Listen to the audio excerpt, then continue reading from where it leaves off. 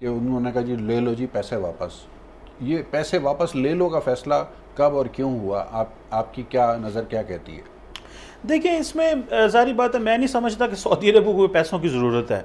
यानी कि पाकिस्तान को थोड़ा टफ टाइम देने की हाँ, वो बात काफ़ी हुई देर बेसिकली। से, दरअसल वो उनको ये है कि जैसे जो हमने मलेशिया में हम ना गए, जो एक प्राइम मिनिस्टर ऑफ पाकिस्तान और टर्किश प्राइम मिनिस्टर और प्रेसिडेंट और महातीर मोहम्मद साहब का एक प्लान था कि हम शायद एक पैरेलल शायद एक ग्रुप खड़ा किया जाए, जो उस वक्त इमरान खान साहब ने सुन तो ली बात, लेकिन शायद इमरान खान साहब उसके जो स्ट्रेटेजिक एंगल थे उसको शायद ना समझ रहे हों, लेकिन टर्किश और मलेशियन ज़रूर समझ रहे थे कि हम जो मुस्लिम डेमोक्रेट्स हैं उनका हम एक अलग ग्रुप बनाएं जिसमें टर्की हो, मलेशिया हो, इंडोनेशिया हो, इसमें ईरान भी आ सकता है। शिफ्ट करने की हाँ बात जी, थी वो एक ईरान तरह भी से। आ सकता है। तो वो बेसिकली सऊदी अरब इस चीज़ से खाइफ है कि with in the Muslim world अगर एक पैरेलल सेटअप खड़ा हो गया, याद होगा जब ट्रंप साहब पहली दफ़ा सदर बने तो नहीं, जो तो पहला ऐसे में तो फिर मिलाया जाता है ना ताकतवर ममालिक को, पाकिस्तान को अपने साथ मिलाइए आप, अगर आपको वो कोई डर है कि पाकिस्तान आपके हाथ से निकल जाएगा। मेरा ख्याल है अगर वो समझते हैं कि पाकिस्तान को थोड़ा टफ टाइम देंगे, हार्ड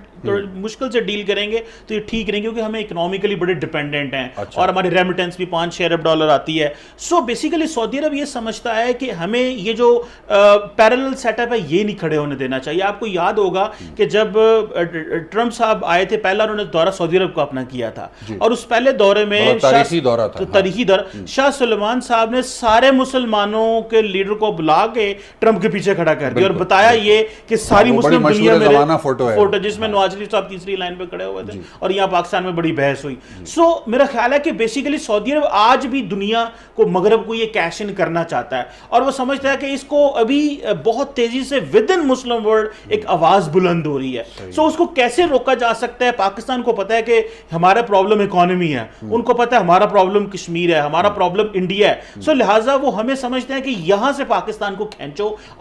और दूसरी बात है कि देखें, ये जो अनफिनिश्ड इश्यूज हैं, फलस्तीन हो जाए, कश्मीर हो, ये उनका कोई प्रॉब्लम नहीं है। देखिए, इस वक्त की जो लीडरशिप है मुस्लिम उम्मा में, वो एक लेजिटिमेसी की जंग लड़ रही है, खासकर सऊदी अरब में देखा जाए। उनको अपनी, जब तक वो, जैसे मैं पहले कह रहा था, वो किंग नहीं बन जाते शाह सलमान साहब, वो ये टर्मोइल रहेगा और इसी तरह चीजें जो है ना वो। जन साहब, छोटी सी एक तमीद आपकी इजाज़त से मैं बांधना चाहूँगा। सऊदी अरेबिया और पाकिस्तान के ताल्लुकात का तकाजा ये है कि उसके पस मंज़र से हम पूरी तरह से आगाह रहें और अपने नाजरीन को भी आगाह रखें। ये दो मुल्कों के दरमियान, दो कौमों के दरमियान और दो मुसलमान कौमों के दरमियान रहने वाले ताल्लुकात हैं, जो कि ज़माने की सर्द व गर्म से हमेशा मुबर्रा रहे हैं और ज़माने की सर्द व गर्म से हट कर ही इनको देखा गया है, एक अलहदा लेंस से ही देखा जाता है।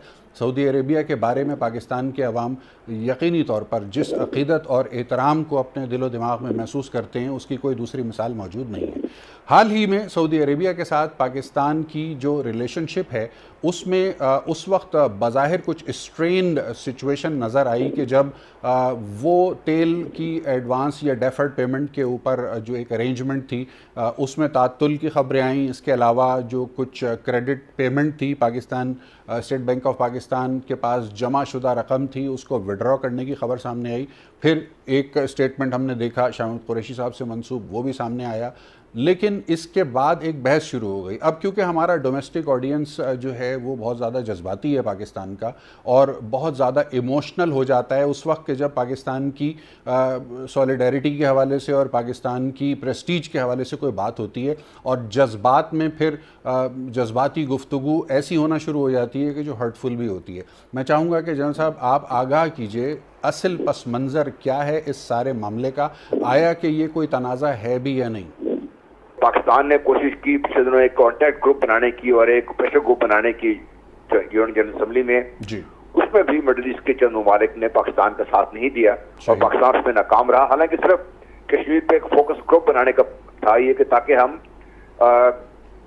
पाकिस्तान का जो मुकदमा है वो इस्लामी दुनिया में खास तौर पर और आगे लेके चलें। और फाइनली मेरा ख्याल है जब ये OIC की जो मीटिंग बनाने की जो पाकिस्तान ने बार बार कोशिश की, उस पर जो रोड़े अटकाए गए, इस पे हमारे फॉरेन मिनिस्टर बहुत नाराज हुए और जायज है हमारा गुस्सा। ये ठीक है। कमर शिमा साहब, आपसे मैं क्विकली इसके ऊपर कमेंट लेना चाहूँगा। जनरल साहब ने इसका एक पस मंज़र बता दिया आपको। Kashmir is the bone of contention, क्योंकि फोकस ग्रुप बनाने की बात हुई चंद माह कबल, तो उसको भी नज़रअंदाज करके आगे बढ़ गए। OIC में एक नाकामी पाकिस्तान को उठानी पड़ी। क्यों हो रहा है ये? क्या भारतीय इन्फ्लुएंस गल्फ़ कंट्रीज़ के ऊपर इतना ज़्यादा डोमिनेट कर रहा है इस वक्त? देखिए, इसमें पहली बात तो यह है कि भारत का इन्फ्लुएंस तो है ही है मिडल ईस्ट में, लेकिन मेरा ख्याल है कि जो इम्पोर्टेंट चीज़ है कि वो जो मुस्लिम उम्मा है वो जो एक नज़रियाती सियासत करती थी मुस्लिम ममालिक के इर्द गिर्द, वो अब नहीं कर रही।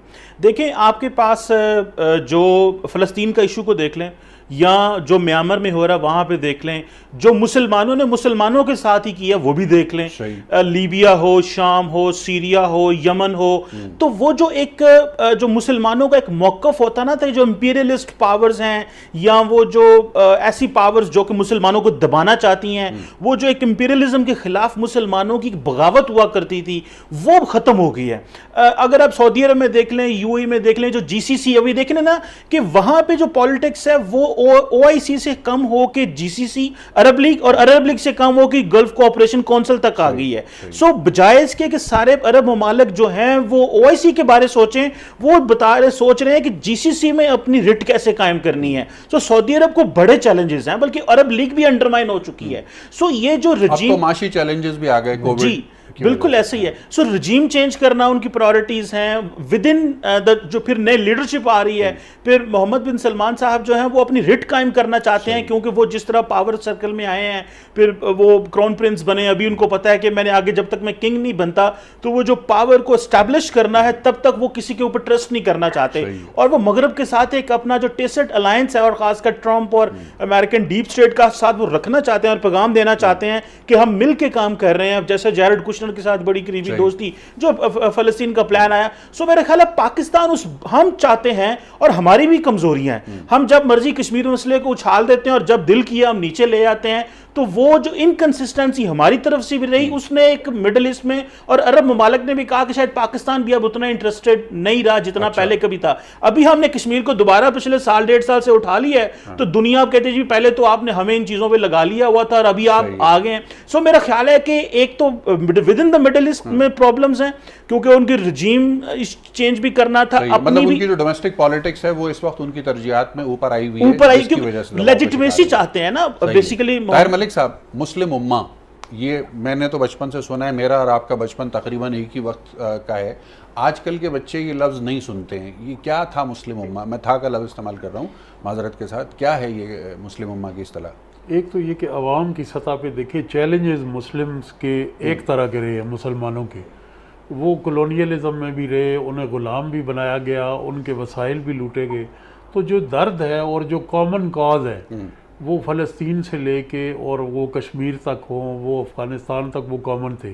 तो ये स्ट्रीट पे तो हमें नज़र आती है कि मुस्लिम उम्मा का कॉन्सेप्ट आज भी मुस्लिम दुनिया में उनके मुसलमानों के दरमियान एक दर्द की शक्ल में मौजूद है।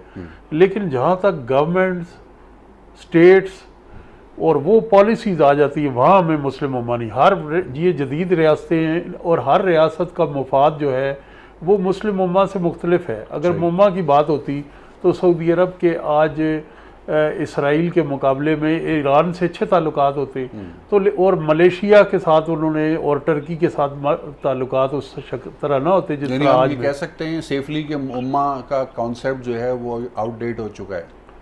देखिए, एक तो जो आप बात करें ना कि मैं और आप ये बात करते हैं सऊदी अरेबिया के बारे में या सऊदी अरेबिया की पॉलिसी के बारे में, उसकी एक वैल्यू है। लेकिन इस किस्म के जो मामलात है दो कौमों के दरमियान, दो स्टेट्स के दरमियान, तो वो पब्लिकली जाहिर करने के बजाय बैकग्राउंड में या जिस तरीके से हमारी डिप्लोमेसी काम करती है वहाँ कन्वे किया जाना होता, तो वो ज़्यादा इस लिहाज से बेहतर होता कि हमारे ताल्लुकात की जो तलखी है वो पब्लिक डिबेट ना बन जाती। सही, एप्रोप्रिएट फोरम्स को इस्तेमाल होना चाहिए इस तरह के मामलों। ठीक है। दूसरा, जहाँ तक ताल्लुक है, देखिए सऊदी अरेबिया का पैसा था, उन्होंने दिया था आपको, उन्होंने वापस मांग लिया, ये सोचे बगैर कि क्या पाकिस्तान की डिफिकल्टीज क्या होंगी। ये ठीक है कि चाइना ने पाकिस्तान को टाइड ओवर करने के लिए पैसे देने शुरू कर दिए, तो ये सऊदी अरेबिया की जो पॉलिसीज में खुद भी जो एक जीरो बम है, जो उनकी जो कहा जाता है ना, कंसिस्टेंसी, जैसा भी चीमा साहब भी बात कर रहे थे, एक उस लिहाज से उनकी पॉलिसीज में नहीं है। वहां पर जो मेरी अपनी इतलात ये है कि शाही खानदान ने, चूंकि रवायात को तोड़ दिया गया है जब से शाह सुलेमान बने हैं बादशाह फरमारवा सऊदी अरेबिया के, उन रवायात को तोड़ने की वजह से शाही खानदान के अंदर चपलकश बढ़ती जा रही है दिन ब दिन। ठीक है। और जो अभी क्राउन प्रिंस हैं, इनकी जो सपोर्ट जिस तरीके से वो चाहते हैं वो शायद शाही खानदान में भी नहीं है। बहरहाल अच्छा। अब ये जो मामला पाकिस्तान के लिए बना है, ये मेरा ख्याल है पैसों से ज्यादा, एक तो पैसों का डेफिनेटली वो must be the immediate cause जो भी था, लेकिन पैसों से ज्यादा जो सऊदी अरेबिया ने लगातार पाकिस्तान की दरख्वास्त को इस लिहाज से एक्सेप्ट नहीं किया कि वो इसी का इजलास बुलाया जाए, क्योंकि जब तक वो इसी का इजलास आए, इकट्ठे होकर मुसलमान लोग कोई बात करें तब बात बनती है। फिर पाकिस्तान के अंदर देखिए मोदी साहब को जरूरत से ज्यादा हाइपी मिली, चाहे वो यूएई गए हों या बहरीन गए हों या सऊदी अरेबिया गए हों, तो ये तमाम वो मालिक हैं जिसमें ये मसला है। फिर जो पाकिस्तान का ईरान के साथ जो पाकिस्तान के ताल्लुकात हैं, देखिए पाकिस्तान के ईरान के साथ ताल्लुकात सऊदी अरेबिया की कॉस्ट पे नहीं है। ये सऊदी अरेबिया को ये बात समझ नहीं आती कि पाकिस्तान के साथ ईरान के ताल्लुकात में बेहतरी एक्चुअली अरब दुनिया के लिए बहुत बेहतर है, क्योंकि पाकिस्तान एक ऐसा इन्फ्लुएंस इस्तेमाल कर सकता है ईरान के साथ मिलकर जो इस खिते में अमल ला सकता है, स्टेबलाइज करने के लिए इस खिते स्टेबलाइज कर सकता है। हमारे जो अरब भाई हैं वो ये बात नहीं समझ रहे कि अगर खुदा ना खास्ता ईरान में गड़बड़ होती है तो पाकिस्तान डायरेक्टली इफेक्ट होगा, और पाकिस्तान अगर इफेक्ट होता है तो फिर जो हमसे वो तवक्को करते हैं सपोर्ट की, पाकिस्तान वो नहीं कर सकेगा। दुरुस्त। तो ये फिर इराक, लेबनान, सीरिया, ये बचेंगे नहीं मुल्क इसमें। सही है। तो शायद ऐसी सूरत हाल पैदा हो जाती है जैसे बज़ाहिर इस वक्त हुई है।